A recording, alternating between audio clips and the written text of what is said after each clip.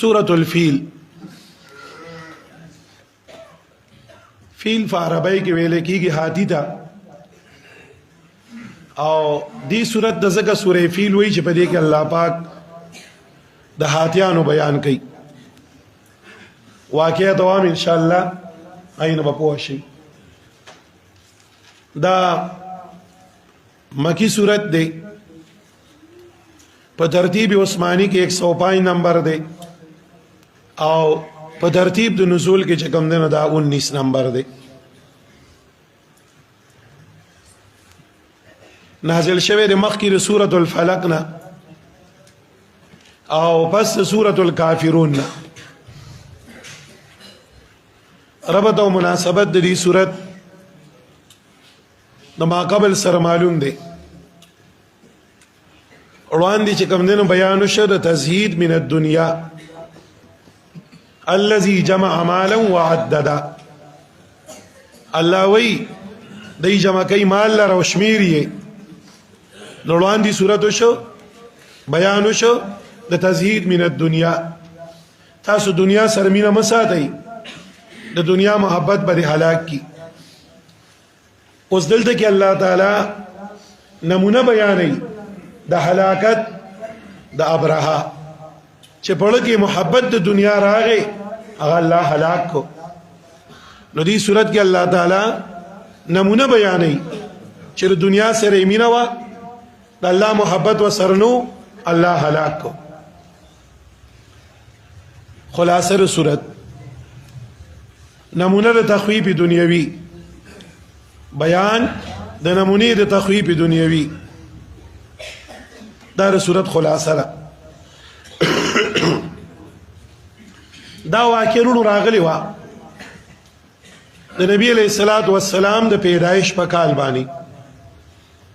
د نبی علیہ السلام پیدایش کال د ویل کېږي عام الفیل، د هاتیانو کال. دا چې چلو شي چې د یمن بادشاہ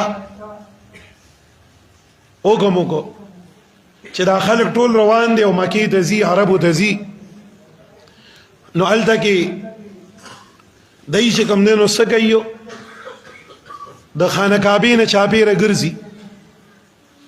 دی وړو کې مایک له والیم ورکه پاسه کړه تمباکو له وکړه لاندې نه ماشین کې لومبای اغله او ورکه تیز نورم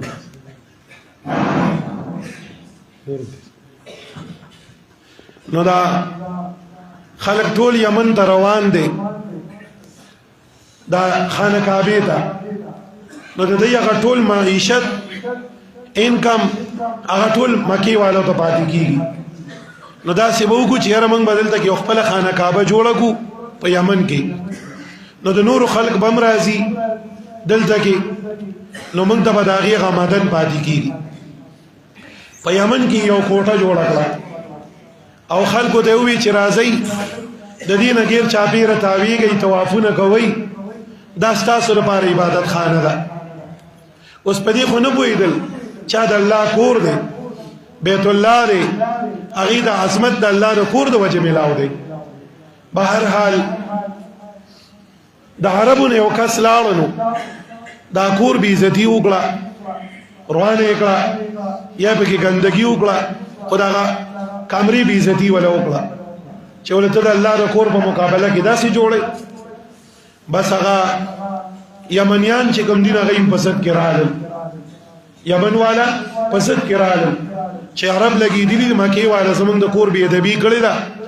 موږ به ځو نو د دوی دا کور به روانو، بیت الله شریف یادو. ابرهه چې کوم دی دا بادشاه نو دا جنگي جرنیلو جرنیل. نو دی دیو هاتیانو سره او دارنګې د اسانو سره او یو لوی لښکر سره را روان شو. په هغه زمانه کې چې بچا یو ځای لړو نو هغې دپاره به هاتیان ناوستل، ستنې ته به له پړې واچو، وتي ته به یې واچو، چراب یې ښکنر څه به یې لړه کړي. ان هغه هاتیان چې کله دی راوستېدل د بیت الله نه بهر دا صلح حدیبیه چې کوم ځای شوی دغه مقام سره دی اول پړاو واچو. چې پړاوی واچو د دې لپاره چې عربو د سوال جواب راوړيږي چې ګوره موږ جنگ لنیو راغلي خو صرف دې له راغلي یو چې تاسو لګېدلي زمونږ د کور بې عزتي مو کړې ده موږ راغلي یو انتقام دپاره بیت الله بروان کو موږ به واپس ځو انو دی هلته کې ناستو وی د نبی علیہ السلام چې کوم باباو عبدالمطلب صاحب نو هغه را روانو انو دی گورنر چې کوم دنو دا کوم جرنیل چې راغلی و ابراها نو دی ملګرو ته وی چېرې دا څوک دی وی دا د مکې د قریشو سردار دی ډېر لوی سړی دی وی ده ته ووایه چېرې موږ دغه شان د بیت الله روانولو پسې راغلي یو تاسو بس وځئ موږ له مخه مه ووئ تاسو ته موږ څه نه وایو موږ به بیت الله روانو موږ به واپس ځو چې کله یې هغه ته ووینو دی خو د یو بل په ژبه نه پوهېدل دی یمني ویله او هغه عربي ویله ان یو بل له ژبې نه هم ناواقف و د ترجمان په ذریعه باندې هغه ته خبره وکړه چې هغه ته خبره وکړه نو هغه ته په جواب کې ووی چې زما اوښان نوک شوي دي زه اوښانو پسې ګرځم زما اوښان نوک شوي دي زه خپل اوښانو پسې ګرځم انو هغه وی چې یمن هغه ګورنر ووی دا چې کوم جرنیل لاغلی وی زما په ذهن کې خدای ډېر اوچت سړی ښکارېدو زما په علم کې خدای ډېر لوی سړی و دا د خو ډېره سپکه خبره وکړه ما خو وی چې دی به موږ سره د جنګ اعلان کوي دی به اوس وایي چې تاسو سره جنګ کوم او دی وایي چې زه اوښانو پسې ګرځم ناکس عبدالمطلب بابا ته د دا خبره وکړه نو عبدالمطلب ورته وی ده ته ووایه چې انا رب الابل زه د اوښانو رب یم د اوښانو مالک یم او د بیت الله رب شته به یې تپوس کوي د بیت الله رب شته به یې تپوس وکړي بس رونو دی په دغه ځای کې چې کوم دی نو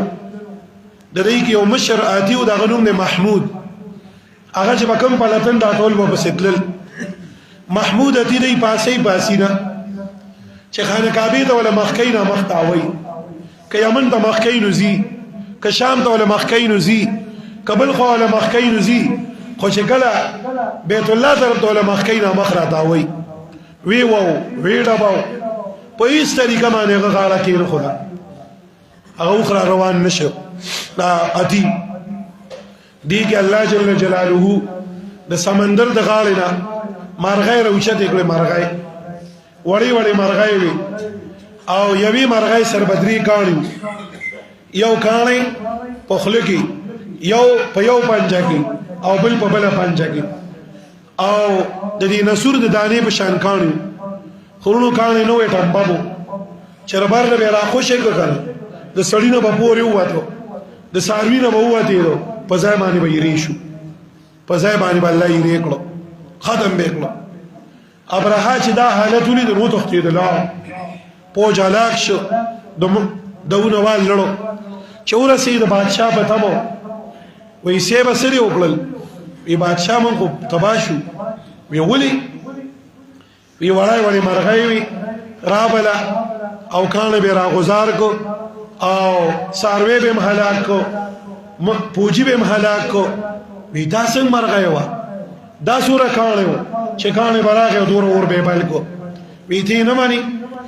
دی کې وی دی لا خبرې کولې په روشندان کې یو مرغۍ را دننه شوه په خوله کې یې کاڼې نیولی او د ابرها په سر یې راخوشې کو د بادشاه مخې ته هغه تس نس لاړو ختم یې الله جل جلاله په دې صورت کې ذکر کوي چې څوک د شعائر الله خلاف ودرېږي الله یې هلاکوي بیت الله د الله کور دی د دې خلاف ودرېږي نه یعنې انجام به د ابرها شي او مخکې سره ربط هم دغه شو هلته کې ووی تزهید من الدنیا بیان کو دی مال جمع کوي خو ګورې او ستا د اعمال ستا د اقتدار دا تاره اوچت نه کړي لکه ابرها په بغاوت باندې ابرها له الله مال ورکړو اقتدار یې وله ورکړو هغه بغاوت شروع کو الله وی ګوره د بغاوت نه ځان وساته د دین کې بغاوت ونه کړي غرق بشي تباه بشي دا رونو د دې صورت حاصلو خلاصه وه چې ما تاسو ته بیان کو بسم الله الرحمن الرحیم علم تر کیف علم تر تنګوري کیف فعل علم تعلم ترى په معنا د علم سره دی اما علمتا ایتنی خبر شا کیف بالا سرنگی کرو ربو کا ربستا بی اصحاب الفیل دا خاوندانو دا آتیانو سرا ابرها او دا ملگری اصحاب الفیل دلان دیولی کئی ابرها و اصحابهو یو ابرهاو بل دا ملگریو علم یجعل آئین دے رسول اللہ کیدهم منصوبہ دی فی تدلیل پناکامائی کی اللہ دا دی منصوبہ ناکام اکلا نیست نابوت اکلا ختم اکلا ولخا وارسلا راولک اللہ تعالی علیہم پدیبانی طیرن مارغان سنگ مارغانو ابابیلا ڈلی ڈلی بعض خلق د طویر مانا د ابابیل مانا کئی ابابیل پیرالی گریو دا ابابیل د مرغی نوم نده گوری خواه دا یاد لرئی دا ابابیل د مرغی نوم نده ابابیل جمع د ابولتون دا پا مانا د ڈلی سرا پا مانا د ټولگی سرا پا مانا د پلٹنی سرا قیسی پا مانا کولا پلٹنی دا سو ڈلی ڈلی مرغی براتلی او پا دی بیکانی برول جماعات ڈلی ڈلی براتلی ابولتن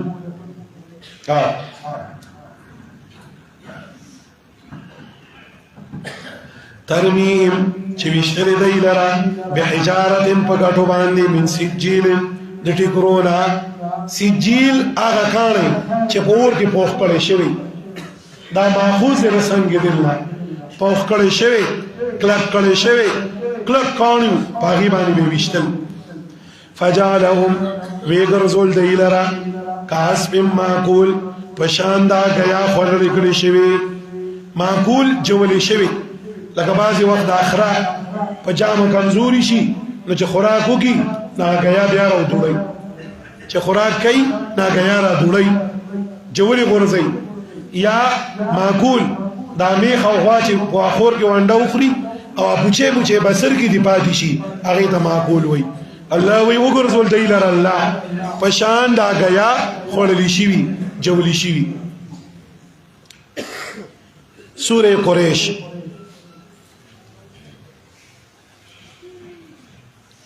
پدی صورت کی